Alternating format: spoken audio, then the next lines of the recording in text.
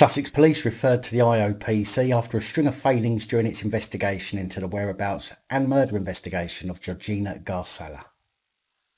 Kent Police Detective Inspector misconduct hearing after slapping a colleague on the arse. North Wales Police spend £200,000 in just 5 months on diversity and inclusion team, branded as putting political priorities before policing. This and more coming up. Don't forget these reports are daily, Monday to Friday, where possible. Please remember to subscribe and hit that bell so you don't miss any future uploads. And if you appreciate the work I do, please consider joining the channel Patreon for as little as just £3 a month to help me continue providing this content. Hello ladies, gentlemen, boys, girls, innies, outies and in-betweeners. My name's Dan. Welcome back to another PAP Reports. It's Thursday, the 1st of October 2020. On the 17th of September, we spoke about how Sussex Police told the family of a missing woman that the force made a string of failings during its investigation into the whereabouts of Georgina Gharsallah. Georgina was last seen in Worthing, West Sussex in March 2018 and a murder inquiry began in August 2019. Sussex Police told the family a review had found several faults in the way it handled the disappearance of a 30-year-old who has never been found. Sussex Police said it acknowledged it was a distressing time for Georgina's family, adding that Chief Constable Joe Shiner would meet with them to discuss the case in October. The family said key CCTV footage was not reviewed for more than a year, while 9 potentially significant sections of footage were lost. Other issues included a failure to place the mother of 2 on an Interpol watch list for more than 18 months. Sussex Police said the review found that while initial inquiries were proportionate, there were significant missed opportunities in the way CCTV evidence was handled, which had resulted in some footage being lost to the investigation. It was impossible to say with any certainty whether or not this would have made a tangible difference to the progress of the investigation, they said. The force received 27 recommendations from the review, but said earlier claims that numbers of failings had been identified were incorrect. Well, it appears that now Sussex Police has confirmed it has made a voluntary referral to the Independent Office for Police Conduct in connection with the investigation. Georgina's mother, Andrea Gharsallah, said, "I welcome the self-referral. There were significant failings, particularly around the matter of CCTV. I will shortly be meeting with the Chief Constable, Joe Shiner, and I shall make my views as Georgina's mother and as a citizen known to her." We left the original report on the 17th with information that the Major Crime Unit was still investigating. A force spokesperson said over the last 2.5 years, a number of leads from people purporting to have information on what happened have been spoken to, over 70 potential sightings of Georgina investigated, 1,000 house-to-house inquiries have been conducted, and locations Georgina frequents searched. We continue to appeal to the public to report information to the police or Crime Stoppers. An IOPC spokesperson confirmed that they had received a voluntary complaint referral from Sussex Police in connection with the disappearance of Georgina Gharsallah. They added, in order to fully assess the complaint referral, the IOPC has requested additional documentation from Sussex Police. Once we have received the extra information, we will then thoroughly assess all the material in order to determine the level, if any, of our cover-up involvement. Caroline Lucas, former co-leader of the Green Party, has blasted the government in a scathing article this week, warning the public that the government is using the pandemic as an excuse to grab more power. Something some of us have been saying for months. The full article is of course linked in the description, but she says that after 6 months the government want us to believe that it is the public's failure to follow the rules that has brought us to where we are now, facing a potential second wave as winter approaches, but states that you should not believe it. Again, most people watching this will be able to see that although there are a very small minority of people who seem to do all they can to create headlines over breaches of the rules, the vast majority of people are simply getting on with their lives the best they can. Caroline says, "Every day I see people showing compassion and generosity to their friends and neighbours, doing their bit to help their communities through this crisis, but they are being failed by the government's response to the pandemic. Yet, since March, the government have focused on rolling out an ever-expanding web of criminal justice sanctions while facing criticism for handling millions of pounds of public money in contracts to its private sector friends for equipment or systems which too often fail to deliver what's needed. In one case, more than £250 million was paid to a finance company via a businessman with links to the UK Board of Trade for face masks, which were found to be unsuitable for NHS use. Along with that, we have the ever-increasing confusion of legislation passed in secret, changing the rules, leading to a collapse in trust which leaves people not knowing what's allowed and what's not. As we saw from yesterday's report about two Police Scotland constables turning up at home with a mother, trying to give her 10-year-old the best birthday she could under the circumstances, which is seeing people liable for fines of up to £10,000 in some cases. She continued, at the centre of this betrayal sits the Coronavirus Act, a sprawling piece of legislation which, along with a series of accompanying regulations, amounts to the greatest restrictions on civil liberties we have seen in a generation. It came into law in March after being rushed through Parliament in just one day, a move which has become symptomatic of this government's contempt for Parliament and democracy.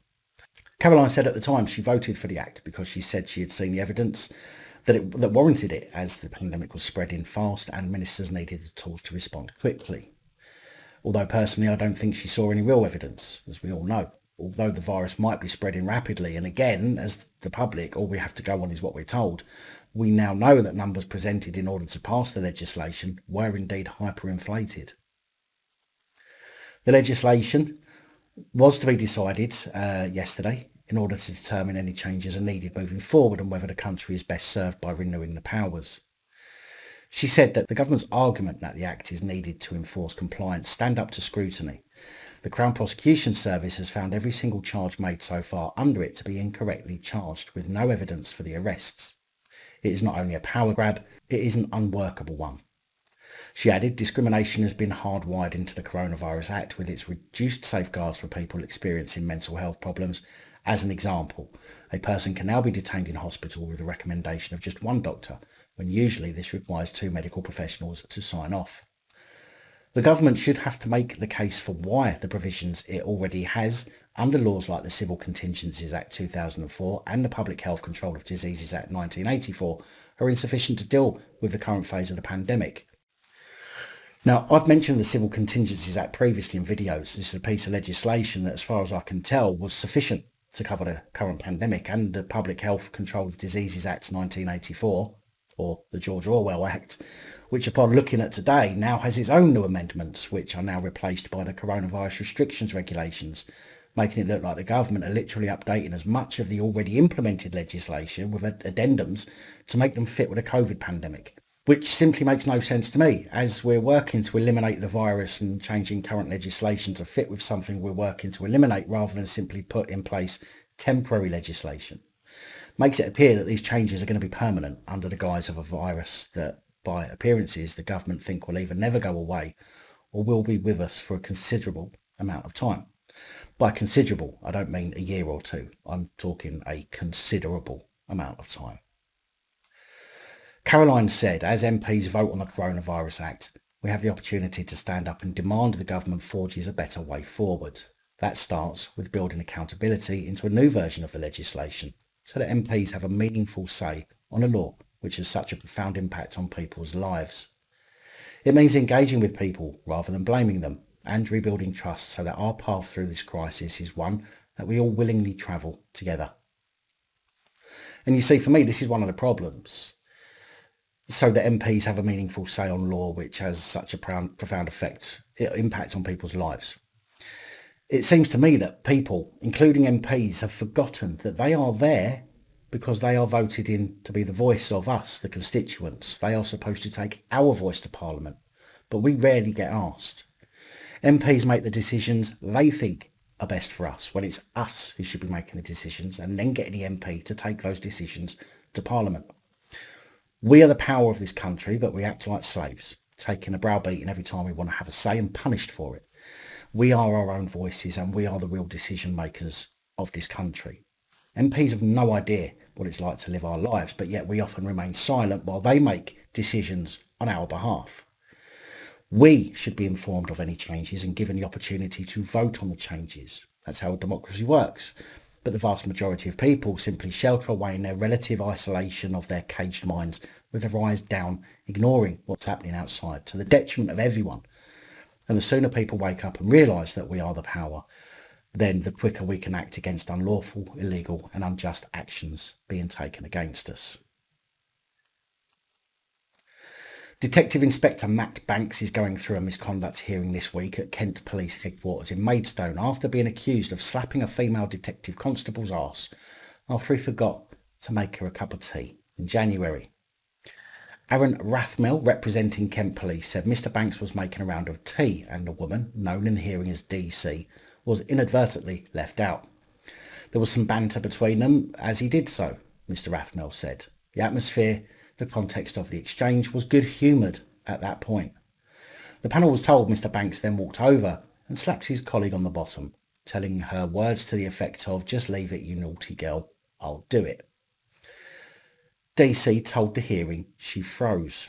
She said it was a hard slap. It was a slap on the bottom which was of force, loud enough to hear it, to feel it. It hurt and made me jump. Now, to be fair, I've slapped a few colleagues' arses in my time, but never hard enough to cause pain, unless they ask nicely. But the reason I have added this is not because I personally think Detective Inspector Banks was being a predatory pervert, but because although he might have slapped her arse a bit hard, it all sounds pretty innocent and a simple lapse of judgment to me. Now, some of you will agree, and that's fine. This channel welcomes your views, as you well know. But I do think that this is a bit of an overreaction by DC and the wider police. And it's not often you'll hear me say that. Yeah, it was inappropriate, but it doesn't seem like he was known to go around slapping arses. He didn't slap it, then cup it in his hands and massage the cheeks. He wasn't whispering sweet nothings in her ear. It seems to me like one of those acts you would do to a mate. Now, I was in a shop yesterday. I didn't realise there was an OAP waiting in line before me, so I went in front. Now, this old woman's come up behind me and smacked my arse, telling me I'd pushed in. Due to my anxiety when out interacting with people, I froze. I mumbled sorry and moved away, feeling anxious. But if I was like I used to be, I would have just made a joke about it. Or should I have called the police over an assault? DC said the incident had impacted her trust and feeling of security at work. She said, "This is 2020. This isn't the 1970s. I never would have expected that to happen to myself or anyone else." No, of course not. Now, I'm going to take a guess here, as there's no indication of it, but I'll suggest that DC is probably in her early 20s or 30s, coming out with a response like that. Detective Inspector Matt Banks is accused of gross misconduct by breaching the standards of professional behaviour, of authority, respect and courtesy, equality and diversity, and discreditable conduct, but argues his conduct only amounted to misconduct. The hearing continues. Now, what do you think? Do you think it's an overreaction or not? Let me know in the comments. I'll be happy to discuss it with you. How many police does it take to attend a road traffic incident where no one is injured or in danger, where there is already a police on the scene? Let's find out, shall we? As another highly trained, highly skilled advanced driver boo-booed his motor on Tuesday after it collided with another vehicle on the road. An Avon and Somerset constabulary spokesperson said shortly after 4 p.m. a marked police car was involved in a collision with another vehicle on Newfoundland Road in Bristol. Officers were responding to a 999 call and had their lights and sirens on at the time. An ambulance was called following the collision, but thankfully neither the officers or the occupant of the other car were injured. Both vehicles were damaged and recovery of them is currently being arranged. One person replied, "I thought something was up as I saw loads of police cars tearing down the M32 into town." Now, as you can see from the video, it looks like an excessive amount of police constables standing around playing pocket billiards. Even the witness said he saw loads of police cars tearing down the road, no doubt with blues and twos on, for a non-emergency, creating more danger to the public. I constantly find myself wondering what the need for so many police are, especially over a simple prank. Of course, the police accident investigator will come out and investigate, as the constable involved won't be able to do that themselves, because when they blame it on the public, it will look suspicious. But this is ridiculous. Is there no other crimes in Avon and Somerset? Are we really paying for police to keep our streets safe and allowing them to stand around doing nothing? It's madness. North Wales Police have defended their spending of £200,000 of public money in 5 months on their diversity and inclusion team. Between April and August, a workforce representation inspector had cost £33,208, 2 workforce representation constables £48,841, 2 corporate diversity constables, £47,548. An internal diversity officer, £19,127. A head of diversity development, £26,405. A positive action officer, £16,621. And a part-time administrative coordinator at £9,057. That's a cost of 9 extra police constables on the streets for 5 months. Chief Superintendent Simon Williams said, "We police diverse communities and our vision is to make North Wales the safest place in the UK for everyone.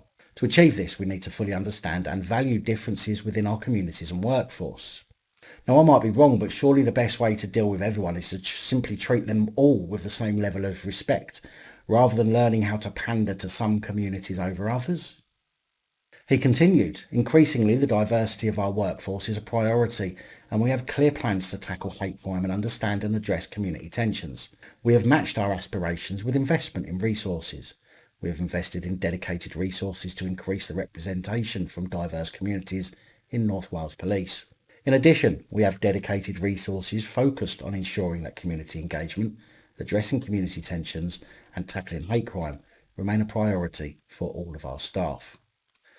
Darren Miller, MS for Clyde West, said, "While I applaud North Wales Police for aiming to ensure that its officers reflect the communities that it polices, I'm not convinced that these posts are entirely necessary to achieve that goal. The UK government has made a huge investment in policing since the general election as part of its promise of 20,000 more police officers, and there is an expectation in North Wales that this will result in more visible police presence in the local areas, so this should be the focus of any additional investment."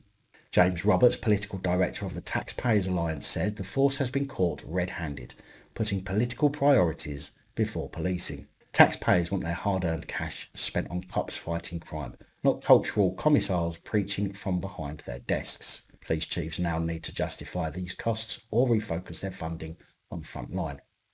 And I couldn't agree more. Investing in training on how to connect with the public, all of them, not just parts of them.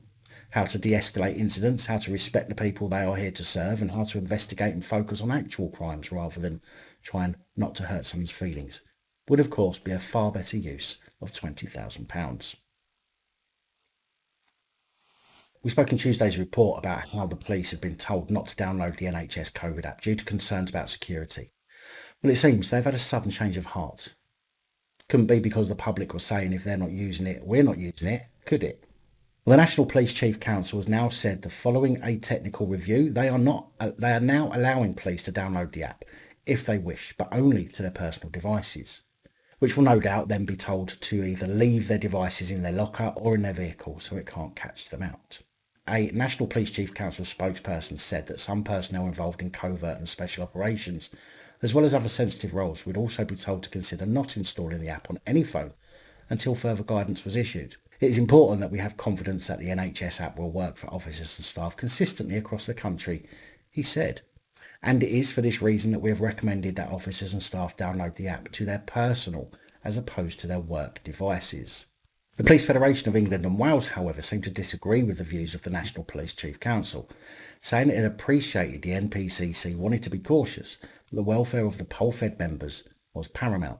Police Federation Chair John Apter said, "We view this app as a key part of the public campaign to contain the virus alongside personal protective equipment, distancing and hand hygiene. It is, of course, a personal decision if officers now want to download the app. However, we would encourage and urge them to do so. And seeing as the police are some of the most likely to spread the virus, then too right they should be monitored. But of course, the police will fight tooth and nail to prevent this from happening, believing that they are above the law, using the fact that infecting other people is simply acceptable in order to keep police on the streets effectively as per normal, giving little value to the health of the public." Now, isn't it amazing how some women are attracted to bad boys? I don't mean someone who smokes a bit of weed or drives his beaten up BMW with no insurance, but real bad boys, the kind that most will never want to even be in the same room as. 32-year-old Lauren McIntyre, a prison guard, was working at HMP Isle of Wight in Albany, Newport, when she allegedly became involved with 40-year-old double murderer Andrew Roberts.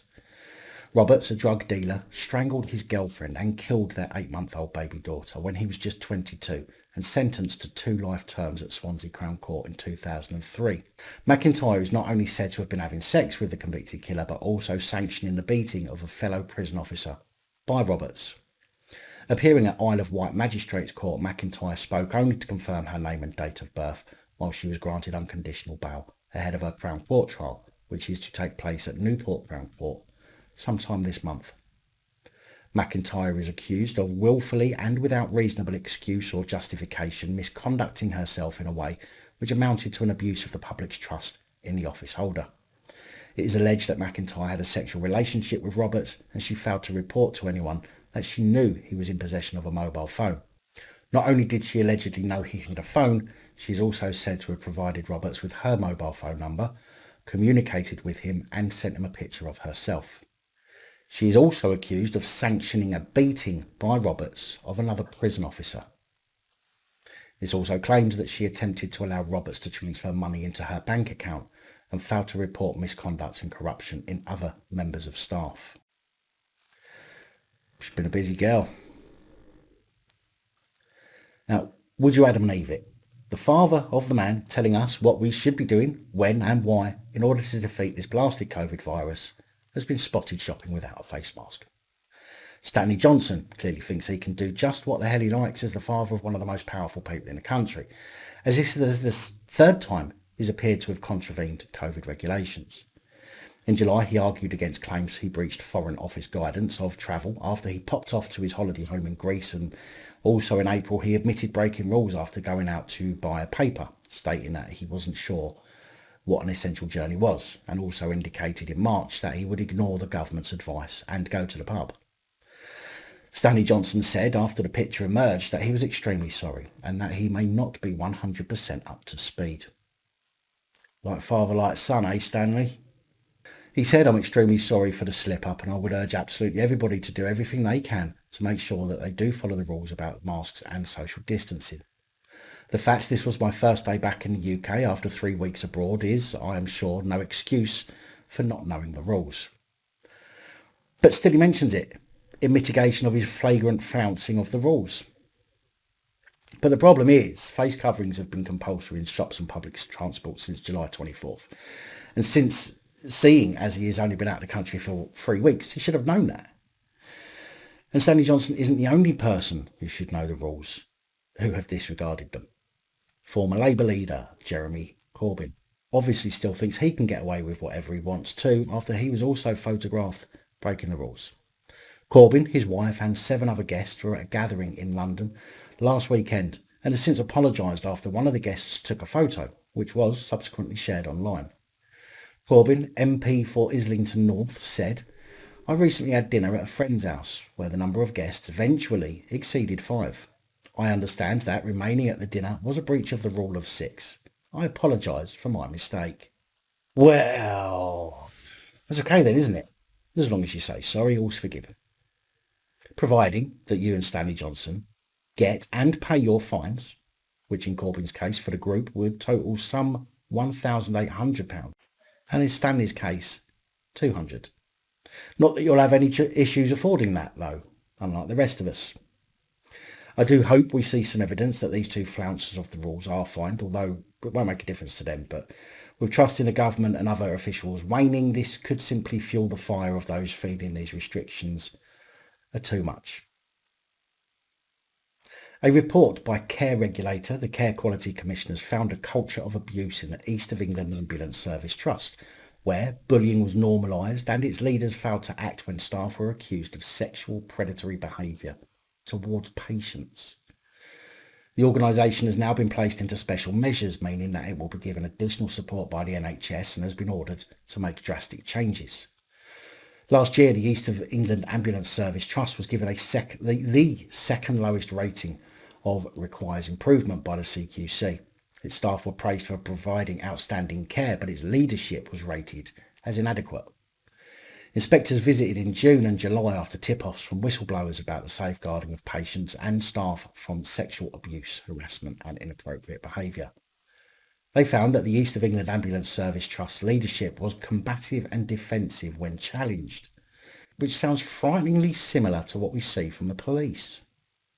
The CQC said staff were undervalued, not empowered to raise concerns, and treated disrespectfully when they spoke out about problems, and found that the management were not up to the job, lacking adequate skills, knowledge and experience for their roles. The CQC inspector added that their inability was compounded by their weak use of processes to understand and respond to the challenges they faced. These shortcomings manifest themselves in the Trust's failure to learn from sexual harassment directed towards staff in one of its workplaces, including after recommendations were made in an independent report. Leaders also failed to act decisively when staff faced allegations of predatory sexual behaviour towards patients. The CQC also referred the Trust to the Equality and Human Rights Commission due to a potential breach of the Equality Act. England's Chief Inspector of Hospitals, Ted Baker, said, "Leaders did not have oversight of the challenges they faced, and some senior managers did not have the right skills and abilities for their roles. There was a negative culture, and bullying was normalised and put patient and staff safety at risk." He added, "We continue to monitor the Trust closely. We will return to inspect it to determine whether improvements have been made." Wow. Well, we already can't trust the police to act responsibly. What on earth are we going to do if the ambulance service go the same way? 51-year-old David Lee Smith, a prison officer at Sawton Prison, appeared in Edinburgh Sheriff Court on Monday charged with 2 counts of being concerned with the supply of drugs under the Misuse of Drugs Act 1971, Section 43B, and with bringing the drugs into a prison under the Prison Scotland Act 1989, Section 41A and 9AB. Smith was reportedly detained by police officers while he was on duty at HMP Edinburgh last Friday, before being charged with the drug offences. Standing in court, Smith offered no plea and the case was committed for further examination whilst he was released on bail. Big thank you to channel supporters one and all, especially the Patreon supporters. Your support is truly appreciated and goes a long way to help with the channel. And that's it for today. Please like, share, comment, please subscribe. Let me know your thoughts, as I know many of you will. And until next time, stay safe, look after each other, film the police, and of course other officials. Good night, all. Thank you for taking the time to watch this video. If you like the content and you'd like to help support the channel, you can do so. In the description of every video there are some links to ways that you're able to help support the channel so I can continue putting out content. If you're unable to help us in that way, hit that subscribe button up the top there. If you haven't already, become a subscriber. That is support enough. Share the videos, comment, like, it all helps. If you're looking for something else to watch, up top there is my latest video. Down the bottom there is a video that YouTube recommends for you.